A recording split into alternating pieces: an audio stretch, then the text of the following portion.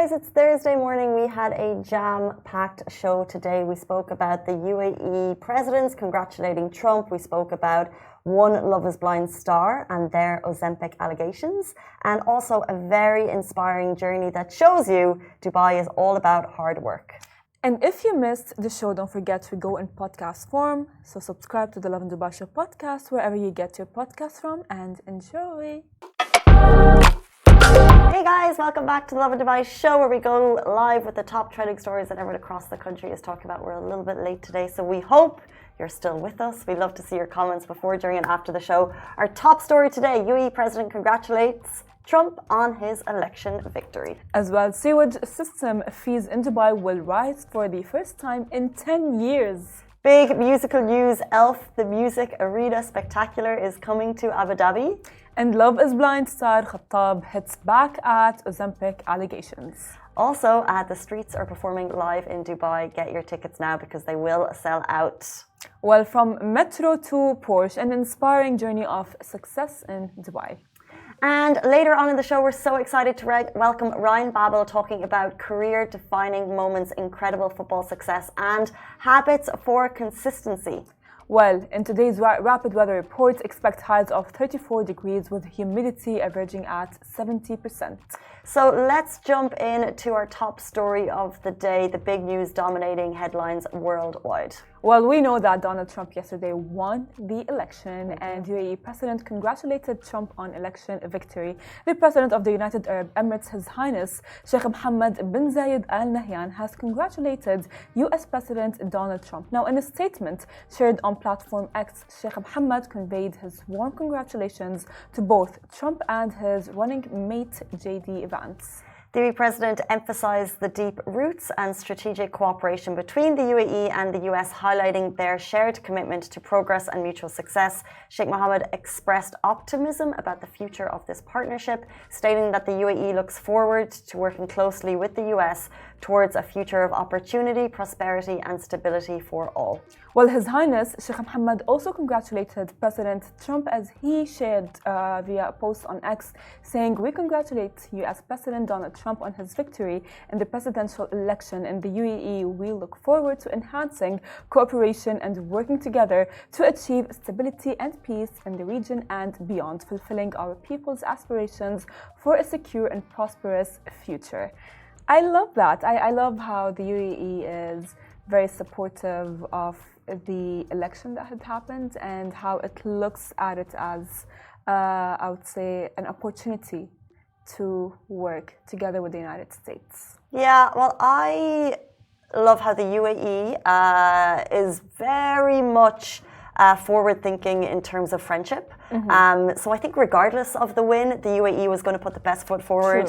UAE leadership always are quick to extend an olive branch, announce their congratulations, because at the end of the day, you know, that's true. It does no one any good to kind of have falling outs with major countries. It was interesting. We did kind of a Lovin vote yesterday to our WhatsApp audience. So 129,000 followers, mostly based in the UAE, and we asked you in the UAE which team were you on, and actually, similar to the US, majority were on Team Donald Trump. Which is interesting. Surprisingly, yeah. So congratulations from the leadership of the UAE to Donald Trump. Let's move in to our next story. We're talking about sewage system fees. This is bringing it closer to home. They are going to rise for the first time in 10 years. So more people on the streets means more sewage management needed. And for the first time in 10 years, Dubai municipality has announced that sewage fees will rise in a move that will be implemented over the next 3 years. Well, the fees will apply to existing customers who pay sewage charges within areas managed by the municipality, and will contribute to improving sustainable practices. Now, persevering water sources and creating a future-ready urban infrastructure that meets the growing needs of Dubai residents and as well visitors. So what does this mean for your bank balance? So the new tariffs are as follows: 2025, 1.5 fils per gallon. 2026, 2 fills per gallon, and 2027, 2.8 fills per gallon. These tariffs remain well below the global average in comparison with cities with comparable GDP per capita. So don't be alarmed by this rise. We still fall well below other cities. Well, the new fees, of course, align with the Dubai 2040 Urban Master Plan's goal to address the needs of the Emirates' rapidly growing population. I love how the UAE, I would say, updates everything. Yeah. You know, as if it's like the population increases, like they immediately everything increases as well with it. Whether it's like the sewage, whether it's a lot of things. Yeah. I just feel like no one likes to see that fees are being increased and anything. We know inflation is rising, cost of living is getting more expensive. But this one is fair enough because the population is rising at a rapid pace. We're all very blessed to live here. Other people want to come and live here. So therefore, there's more demands on sewage. What a lovely topic. And therefore, they need to improve the sewage systems and there'll be a small fee added to our DEWA bill, I guess. Is that where it is? Of course, yeah. Is that where it is? Yeah, I assume so. I wasn't paying DEWA for like a year or two because I had a deal with my landlord. He paid it. Okay. But now I've started, but I haven't really. It's only been like 2 months in, so I haven't really gone into the details. But that's where the fees are, right? Let me tell you. You know, after living alone, I can confirm that DEWA is quite expensive, and if sewage is paid through DEWA, then that's going to be even more expensive. Well, now you'll know exactly how much you're paying for the service. Let's jump into our next story. We're so excited about this one. Elf, the musical arena spectacular, is coming to Abu Dhabi. It's my favorite holiday movie in musical form. So if you're looking for holiday fun, something for the whole family, then you have to go to Elf, the musical arena spectacular. It's happening at Yas Island, and it's going to bring your favorite Christmas movie to life with all the magic, laughter, and cheer that you love. So Buddy the Elf, played by the talented Jordan Conway, as he embarks on his heartwarming journey from the North Pole to New York City, and he spreads his joy along the way with catchy songs, bright costumes, and stunning sets. This is the perfect way to start the holiday season. Well, I mean, honestly, it's a feel-good show for everyone, for both kids and adults. I can confirm that. So grab your tickets and bring the whole family for an unforgettable Christmas adventure. I mean, it's Christmas time, so you better experience Christmas. Tickets start only at 75 dirhams. You can grab yours now at ettihadarena.ae and platinumlist.net. And of course, the show runs from December 14th to the 15th. It's my favorite Christmas movie. Me too. Love it so much. It's just, you know what he's eating? It's a vibe. When he's eating the cereal or something, and he just doesn't stop, and it's like sugar oats for breakfast, and he just keeps going. And I know, and I as well love him. I love all of his movies. I think he's hilarious. I think he's funny, and as well, it's like you're getting to the Christmas vibes. Yes. You know what I mean? It's like in your pajamas, your Christmas pajamas, the red Christmas pajamas with some cookies or a cake or anything really. I think it's the perfect. It's a perfect movie, and it's coming in a show form. Yes, sign me in. Yes, and that's the thing in terms of Christmas vibes. I feel like one of the traditions that you might have with your family each year is going to a Christmas show, and this would be the one to take the kids to because it's something that everyone will enjoy, all ages. Buddy the Elf, live on stage at Elf the Musical, the Arena Spectacular at Yas Island. Get your tickets now because it's only there from December 14th to 15th. Jumping into our next stories, Love is Blind star Khattab hits back at Ozempic allegations. So, the Love is Blind reunion aired this week, and I'm only halfway through, so no spoilers, please. It's not the weekend yet. So everyone is talking about Khattab's transformation and commenting on his appearance. Now, this is kind of relevant, even though we don't support it, because during the show, there was a subtle suggestion that his love match wasn't happy with his appearance, and that's why this has become a thing. Well, anyway, this prompted many to share theories on his weight loss regimen. Now, one of the theories involved usage of Ozempic. Khattab as well set the record straight. So he clarified in a video after the reunion that he's actually not taking Ozempic.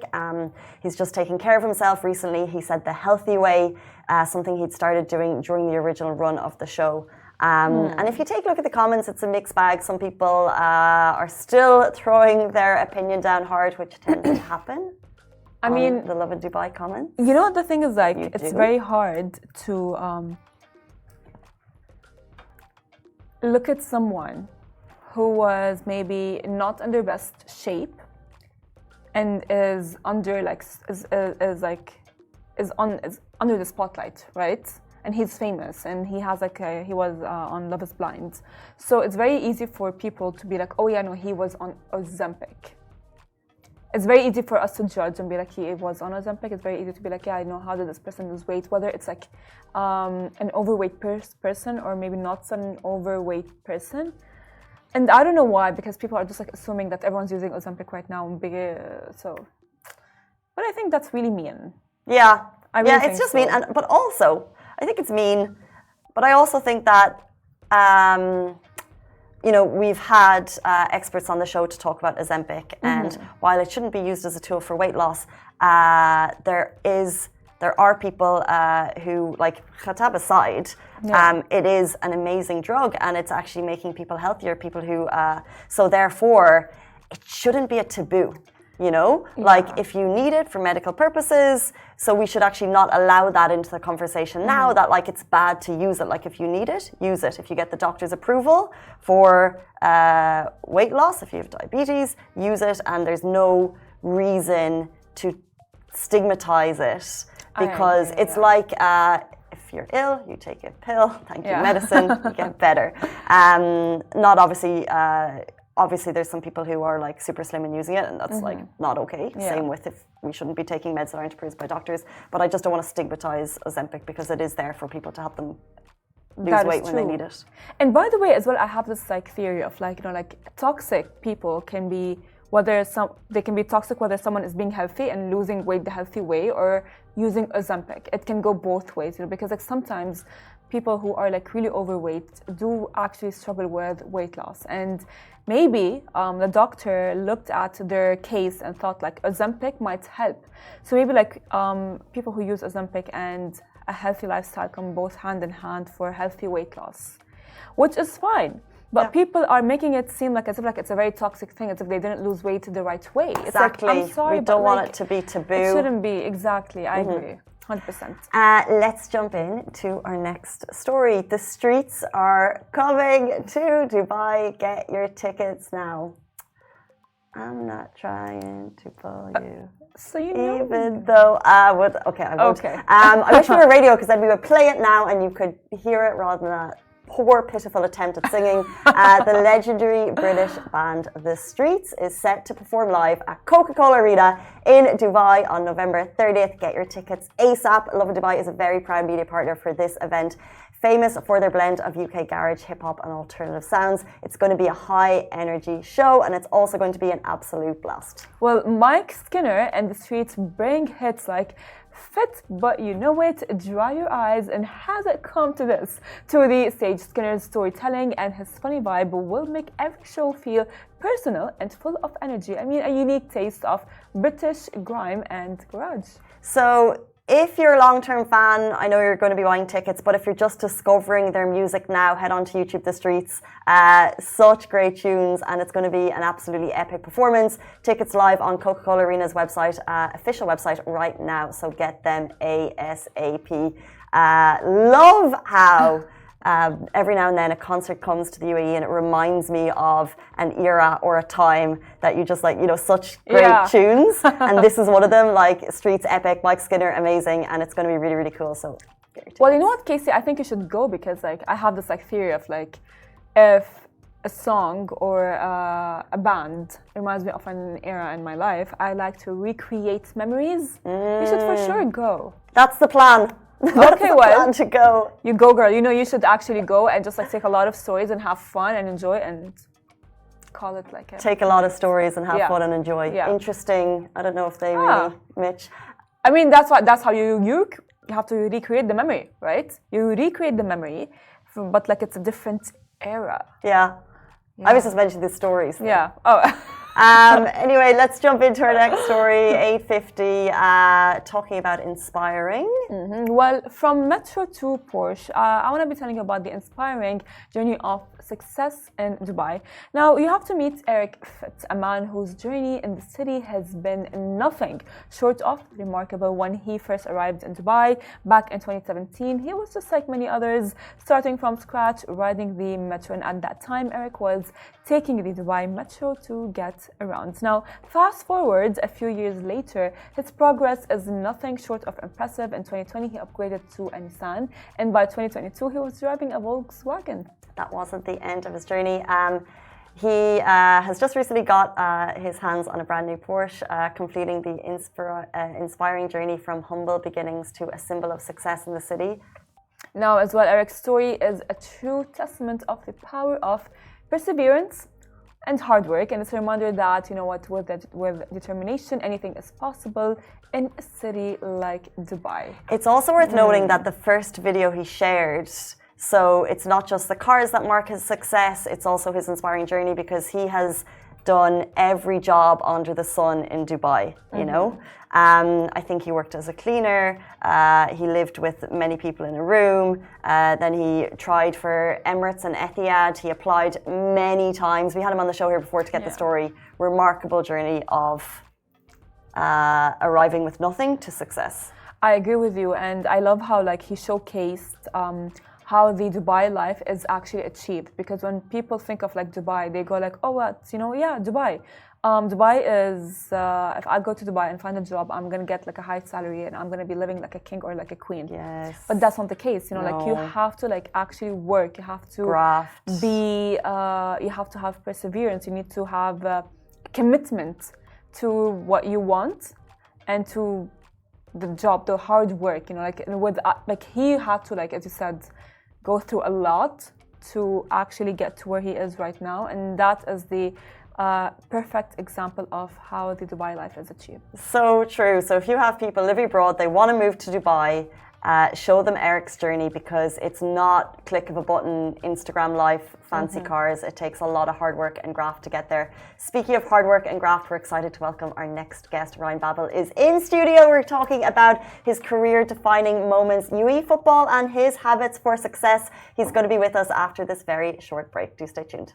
Hey guys, welcome back to the Lovin Dubai show. We're so excited to welcome our next guest, Ryan Babel, a Dutch football star. From his unforgettable moments at Liverpool, Ajax, and his career across Europe and the Middle East, Ryan has made a mark on and off the pitch. Here to tell us all about it. Welcome to the show. Thank you. Thank you so much for being here. Yeah, thank you for having me. Pleasure. Absolutely. Well, we're very excited to have you here, but before we get into the details, I want to go back. Right. So if you can tell us, like, how did you get to football? Well, I mean, I grew up in Amsterdam, the Netherlands. Obviously, growing up, millions of boys wanted to become a football player. My father always asked me, like, why do you think you are special? I was never able to answer that question, but I guess, you know, God gave me a talent to make it out there. I had the right head on my shoulders with the right parents. And eventually, you know, age 17, I made my first game. 2004 for Ajax, and I was lucky, and since then been on this journey. Amazing journey. Yeah. Looking back at your career, what do you think are the defining moments on or off the pitch? Well, the defining moment is realizing how close you are, and understanding what it takes to actually make it and also stay. Often what you see is that it's easy to arrive, but it's difficult to stay, and it has, of course, to do with a lot of factors. You know, your mental mind of state has to be right in the right place. Your environment around you have to support you at all times, and often you notice with very talented athletes that's not always the case. Mm-hmm. Well, if you can tell us, like, because like we know that you played for like Liverpool, so what was it like playing for Liverpool and making your debut in Anfield in 2008? And if you can remember, like, your mindset at that time to get to Liverpool and as well Anfield. I was still pretty young, if I think about it. A lot of people at that time would say it was too early for me to make the transition from Holland to the UK, which it was a big step. But it was one of my very glorious days as a football player. Making your first game at Anfield is magical. The Liverpool Football Club is overall a very incredible team to be part of. So I was very grateful at the end to have been playing for Liverpool. Can you remember your mindset at the moment? You know, like, was it pressure? Was it excitement? Was it nervousness? I think it was a combination of everything. You know, you're realizing you're part of something huge. You want to do well. You know, the eyes and attention are on you. At that time, my price tag was not small, so people were expecting, of course, results and performances. But like I said, I was still in development. I was still very young, and I had to take it all in and make sure that I was not, losing my mind in the wrong way. And luckily, like I said, the environment was right. I had the right support system, and eventually I was able to, do some nice things for Liverpool Football Club. Yeah. Well, if you can tell us about Ajax ethos, what did it feel like to follow in the steps of, like, of course, like the greatest of the greatest, and a club that really supports like young football players? Yeah. So I mean, overall, if you look at just the Dutch football culture in general, they don't really have the big monies to spend on big players like the UK does or Spain does. So they have to focus on the youth, which they do, and therefore they created a very good foundation of producing kids into football, and I was lucky to grow up in Holland. So if you're talented, and especially also for people who have, let's say, talented kids, Holland is the place where they give youth a real chance. So I was very fortunate. Fortunate, you played across multiple leagues: Premier League, Turkish Super League, UAE Pro League. How would you describe the play? Could you compare them in any way? No, I feel like in every location, every country, it was slightly different. Of course, it's football, the game is the same, but the culture is different. I remember being here in the UAE for Al Ain Club, which was, the environment was very different. Fortunately, we're playing in empty stadiums. People didn't really come to the stadiums like that. Wow. And the temperature was very hot, so I had to get used to the heat very well. Unfortunately, my spell at Al Ain was not great, but again, the experience took me to the next level as a human being as well. And it's a great time to look back at. The culture that you mentioned is so interesting. For those of us who don't know, maybe could you describe the UAE football scene and the culture and the mindset of the players in comparison with Premier League players? I think, especially at that time, professionalism wasn't as great, in my opinion. There was a massive difference with the local players and the foreign players who were playing. That made it very difficult. Also for me personally, especially if you're coming here with great ambition and you want to win. And the local players were more laid back and didn't seem to care as much as the foreigners. I think that was a slight disconnect. I don't know how it is now, but me visiting at that time, I had to get used to the culture a lot, and also the environment of the support system of the fans, who were, of course, not easy to deal with. Well, we'll speak about the fans in a second, but what are your thoughts on what Ronaldo has done for the game in the Middle East in terms of coming to Al Nassr? Very, very positive, of course. We know that Ronaldo, one of the greatest players of all time, has a lot of influence. Of course, very good for Middle East, Saudi in general, and then Middle East overall.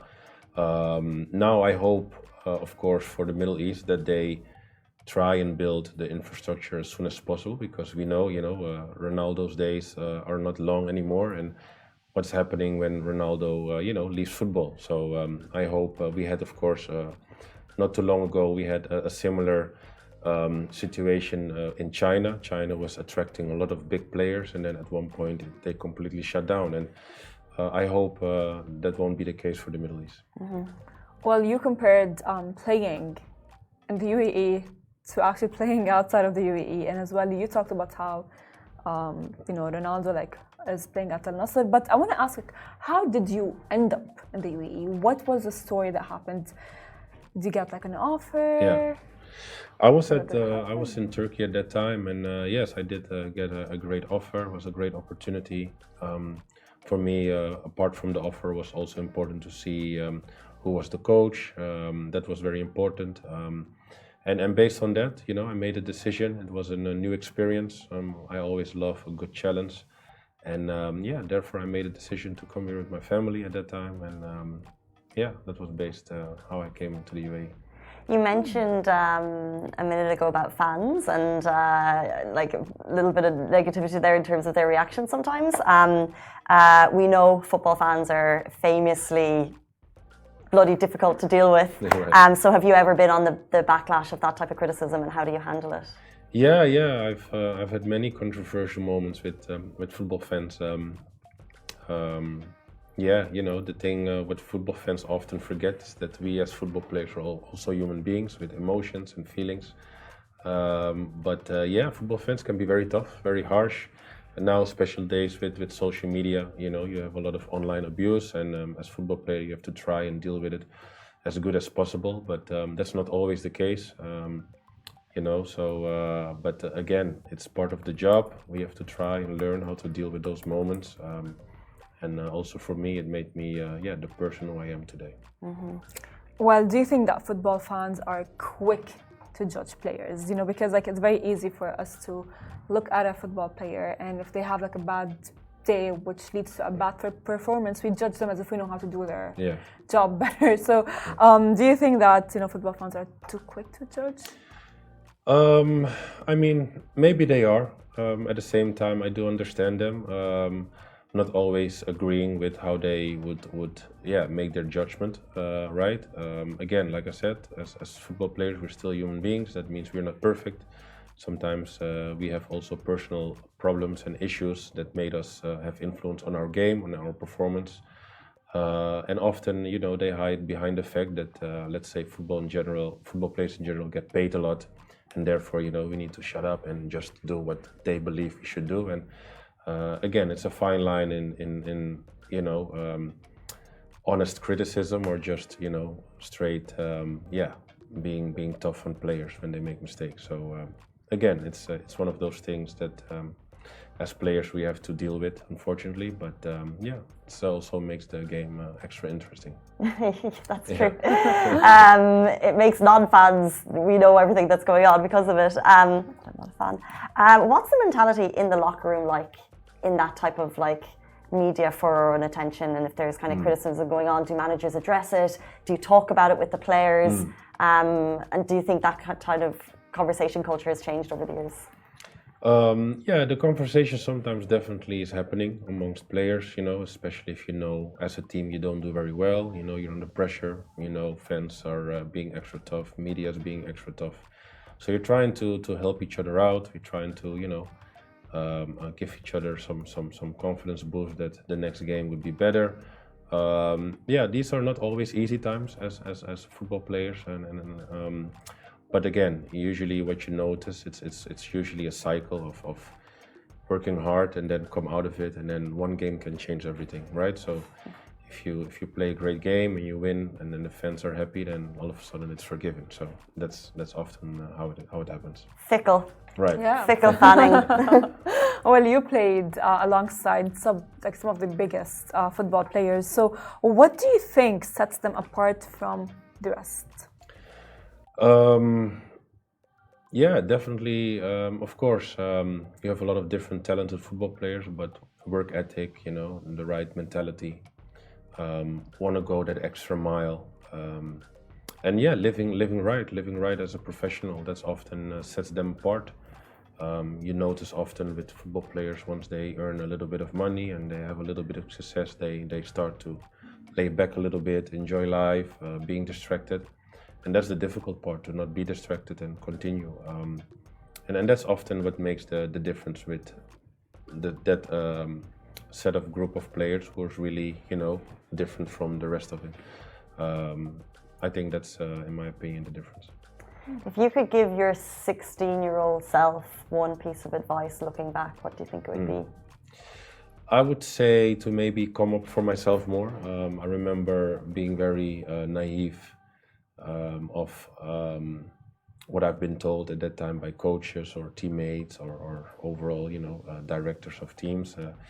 But if you understand also how now the football politics work, you could use that to your advantage, and sometimes you have to stand up for yourself a little bit more. But again, that time I was very believable and naive about the things that I was advised, and that sometimes also gave me a setback, in my career. But it happens for a reason. Mm-hmm.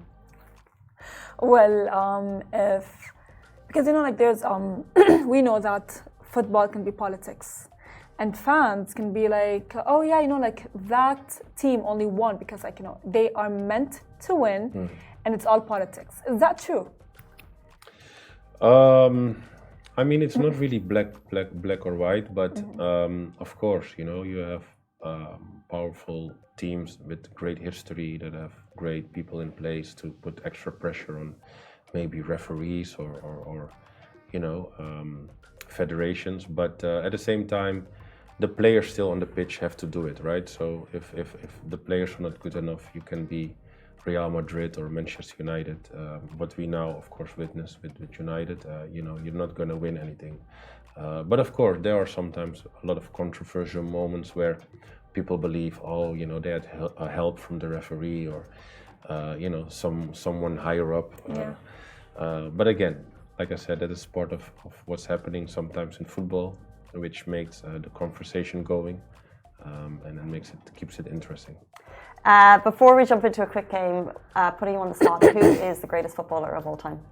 For me personally, I would say Lionel Messi. Okay. Yeah. Okay, we're going to play a game called Red Card, Yellow Card. Okay. We'll say some phrases, some words, and if it's a red card, totally, absolutely no, hold up the red. Sure. Yeah, you know what? You could probably explain the reds and the yellows better than me. Yeah. Okay, red card, yellow card with Ryan Babel. Let's kick it off. Well, first of all, David Beckham's hair. Hello. Is this okay? Yeah. The hairstyles? Yeah. I think he's a good trendsetter, and it seems like everything what David Beckham does looks good, so you have to give him the yellow card. Fair enough. Diving. Yeah, red card. There's a great video of you. Yes. Oh, that game I was so frustrated with the opponent. They were diving like every single minute, and the referee was falling for it. And at that moment I lost it, so I wanted to show them how it looked, right? So that moment went viral. So that was funny. It was funny. Well, teenagers in the Premier League getting paid 115,000 euros a week. Teenagers. Yeah. It's a fine line. I feel like if you're really talented, you deserve it, and you already show it, then of course, but often players get already overpaid early on, so I would say red card. Football fan edits. Football fan edits. Love it. Yeah. Well, the Scouse accent. Scouse accent. Yeah. Love it too. Can you do one? I used to. Really? You're Island. All I was get chicken. Right. Yeah. Can I have a chicken chips? Right. Yeah. I could never understand that. No. Once you live there, you start picking up the accent. For sure. It's like if you live in Dubai, you'll be able to pick up the local accent. Absolutely. Got it. Well. And last one, going Dutch, paying for yourself on dates, for example. Red. I mean, if you're a gentleman and you're taking a lady out of lunch or dinner, I think it should be the gentleman always pay. Interesting. We have to check on the Dutch side of it. Yeah. I you know what? For the first time when I heard that phrase, I was like, "What do you mean?" They were like, "Yeah, you Dutch people always split the bill." I was like, "No, we don't." But apparently it's a thing. So. It's funny to see how they look at the Dutch people when it comes to that.